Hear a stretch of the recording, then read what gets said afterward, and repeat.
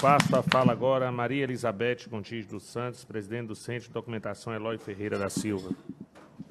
Deputado, posso dar só um informe aqui, 30 segundos antes de... Pois não.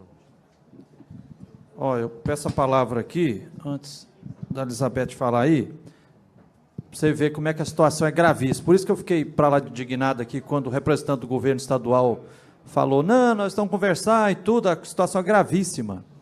Deputado Jean Freire, em nome da Comissão Pastoral da Terra, queremos denunciar mais uma injustiça, que nesse exato momento, a Polícia Militar do Estado de Minas Gerais está despejando a comunidade quilombola, no norte de Minas, comunidade quilombola do município de Pedras de Maria da Cruz, comunidade que que é reconhecida pela Fundação Palmares, comunidade quilombola que está na beira do rio São Francisco lá, que tem autorização da SPU, da TAUS, né, da Secretaria do Patrimônio da União, para ter o uso daquela terra ali, e a Polícia Militar, batalhão lá de Januária, no norte de Minas, com truculência lá, e já tem pessoas feridas, já chamaram, inclusive, SAMU, para tentar socorrer lá.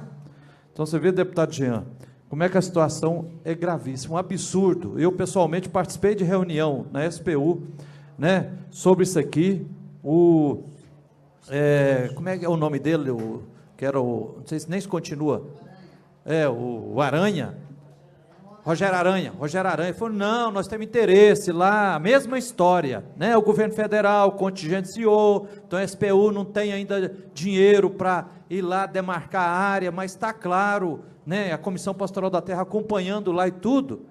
Agora, a Polícia Militar, que é sob comando do governador Fernando Pimentel, tudo, se apressa para ir lá, e segundo a informação aqui, ó, com participação, inclusive, do fazendeiro da Fazenda Triunfo, lá em Pedras Maria da Cruz. Então, assim, isso deixa a gente para lá de indignado, né?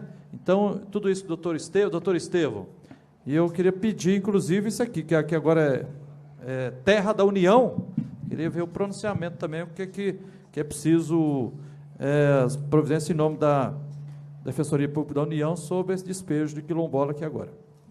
Obrigado, Frei Gilvan, pela informação. Já estou pedindo para entrar em contato aqui com o Comando Maior da Polícia Militar, nesse exato momento, para que eu possa conversar com o Coronel Esteves para saber o que está acontecendo. Passo a fala a Maria Elizabeth Gontijo dos Santos. Boa tarde a todos. Boa tarde.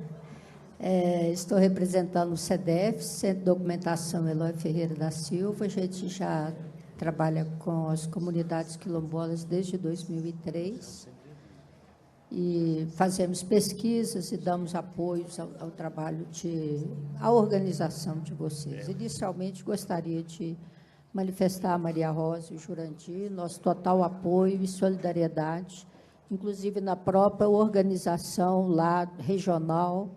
O CEDEPS tem um projeto de criar pequenas comissões microrregionais, de forma que se crie uma rede de apoio interno na própria região. Isso já fizemos esse tipo de mobilização em 2 regiões de Minas Gerais e estamos à disposição de vocês para quando vocês estiverem em condições, poderemos fazer o trabalho conjuntamente. Uma questão que nos preocupa já desde 2003 é a questão da titulação nos estados, no Brasil, a situação de Minas Gerais. Então, vejamos, Minas Gerais, pelo último cálculo que nós fizemos lá no CEDEPS, nós temos em torno de 800 comunidades. Como já foi dito aqui, é o 3º estado, até o momento, em número de comunidades quilombolas. Como já foi dito aqui também, só uma que foi titulada. Não foi pelo INCRA, e nem sei se a titulação está oficialmente homologada, parece que tem alguns problemas, a água da represa cobriu a comunidade. Bom, aí, quando a Maria Rosa fala a questão de que a demora gera violência, isso é uma grande verdade, porque, em cima dessa demora, passa-se 1 ano, 2 anos, 10 anos, não é? E outros interesses podem surgir, a situação muda e a comunidade continua na mesma situação. Então, veja bem a questão da demora. Minas Gerais tem 800 comunidades. Se houver um esforço grande para titular uma comunidade por ano, nós vamos gastar 800 anos, certo? Uma boa quantidade. Tem comunidade aí que vai virar coisa quase que pré-histórica. Bom, mas isso não acontece em alguns outros estados do Brasil. Brasil, em 17 estados, há titulação de terras. Bom, o Pará... 17? 17. Então, Minas está no último, pior. Num dos últimos. Bom, desses estados, o Pará, por exemplo, já tem 60 títulos. O Maranhão, 35. Sergipe, 17. A Bahia tem 16. Eu estou falando em dados de 2015, que é os dados que nós temos agrupados. A Bahia teve 1 ano, me parece que foi 2014, foram 6 titulações de uma vezada só. O Rio Grande do Sul, que tem a população de origem afrodescendente e de origem da escravidão, que é infinitamente menor do que de Minas Gerais, já tem 6 comunidades tituladas.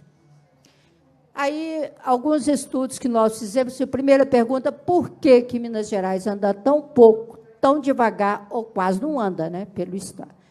Bom, alguns estudos que nós fizemos, nós levantamos o seguinte: desses estados que têm mais titulação, muitos, eles fazem a titulação. O Pará tem legislação própria, o Maranhão tem, a Bahia tem, São Paulo tem, Rio de Janeiro tem, até o Mato Grosso do Sul, que é uma área, digamos, né, de extrema dificuldade para os agricultores, agricultura familiar, tem uma comunidade titulada pelo governo do Estado. Por quem?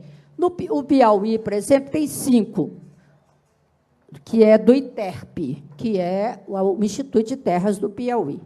Só que as do Piauí foram feitas em convênio com o INCRA, e lá o resultado saiu rápido entre o governo estadual e o INCRA. Muitas titulações são feitas dessa maneira. Um quadro geral que é também de 2001, mostra essa diferença. Mais de 50% das titulações foram feitas por iniciativa dos estados, e em torno de 42% das titulações em convênio Estado-INCRA.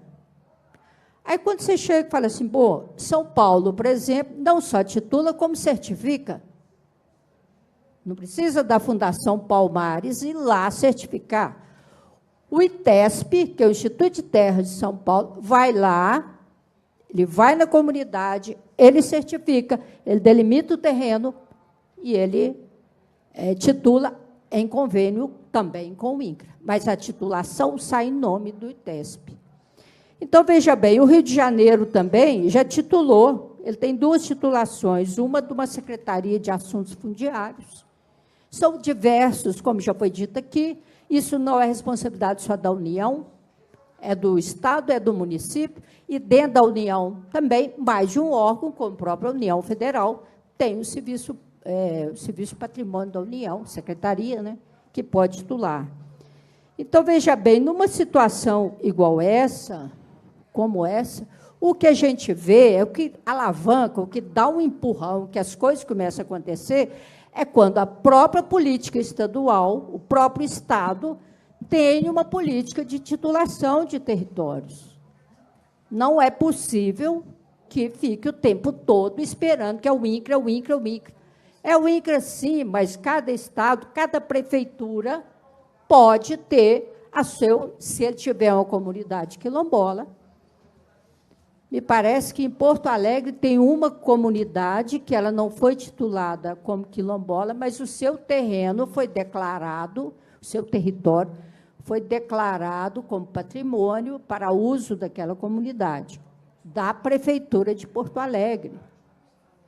Então, dentro do que está sendo discutido aqui, o que todo o apoio à comunidade, a garantia, principalmente, da vida e das condições de trabalho de vocês. Agora, em termos de política do Estado, o Estado pode melhorar, sim. Ele pode ter uma política destinada às comunidades quilombolas, principalmente porque já existe a lei estadual de comunidades tradicionais, no seu artigo 6º, já determina lá que o Estado poderá identificar, certificar e titular terras. Então, essa lei de 2014, já tem 2 anos e meio, ela é de janeiro de 2014. Ou seja, por que, então, que não se titula? Por que não se tem uma política própria? Eu até sugiro ao deputado de que seja feito um estudo em cima disso, ver como que funciona no Pará, como que funciona na Bahia, que é o próprio governo da Bahia está fazendo, quais são os mecanismos que eles estão utilizando para poder fazer andar mais rápido, acelerar essas titulações. Porque o que gera tamanha violência, com certeza, que é a demora. A demora que, agora, no ano que vem, vai fazer 30 anos desse direito constitucional. E Minas Gerais não ter, de fato, nenhuma comunidade, não é culpa do INCRA. A gente acompanha o trabalho do INCRA, você vê o trabalho imenso que eles fazem lá. Por mais que vamos dizer, que os trâmites, né, burocráticos, administrativos, sejam longos e dificultosos, eles são, sim, mas não é só para Minas Gerais, para os outros estados. Não é que o Rio Grande do Sul conseguiu 6 titulações assim. Há uma questão, o quê? Política, sim. Há uma questão política, porque aqui o poder dos grandes proprietários ainda é extremamente forte. Além disso, tem o poder da mineração, que está aí em várias regiões de Minas Gerais, colocando os quilombolas em situações assim, sendo expulsos, propriamente dito, né? Ou seja, a disputa pela terra no estado de Minas Gerais é maior do que em outros? Não creio que seja maior do que a do Pará. Mas, com certeza, aqui tem muito menos, lá eles têm 60. Então, são assim, para dizer a verdade, a gente não tem respostas claras para isso, afora a questão política, que a gente sabe que é uma dificuldade imensa pela CPI, como a gente viu, como as inúmeras iniciativas que já ocorreram dentro do Congresso Nacional para anular o decreto, para anular toda a tramitação. E agora, não vamos esquecer essa perspectiva de que, como se diz, todos os processos quilombolas estão lá dentro da Casa Civil da Presidência da República. Não se mexe, até o quê? Que se vote a ADIM para saber se anula ou não. Então, a perspectiva em termos de governo federal realmente não são muito boas, mas nós ainda temos uma oportunidade, os quilombolas ainda têm a oportunidade, no âmbito estadual, de avançar um pouco mais essa política, de definir um papel claro do que o Estado pode fazer. Não é? Isso dentro, quando eu falo de titulação, é titulação a partir daquilo que o artigo 68 define, na perspectiva do que a Convenção 69 da OIT fala, que é de território. Não estamos falando de titulação de lotes ou de glebas, estamos falando de território, que é a titulação que hoje é adotada pelo governo federal em respeito à Convenção 169, que o Brasil é. Então, nós estamos à disposição, temos dados, se a Assembleia desejar, a gente repassa os dados, as informações, que possa permitir uma melhoria e contribuir para o avanço da luta quilombola. Tá bom? Muito obrigada. Muito obrigado, Maria Elizabeth.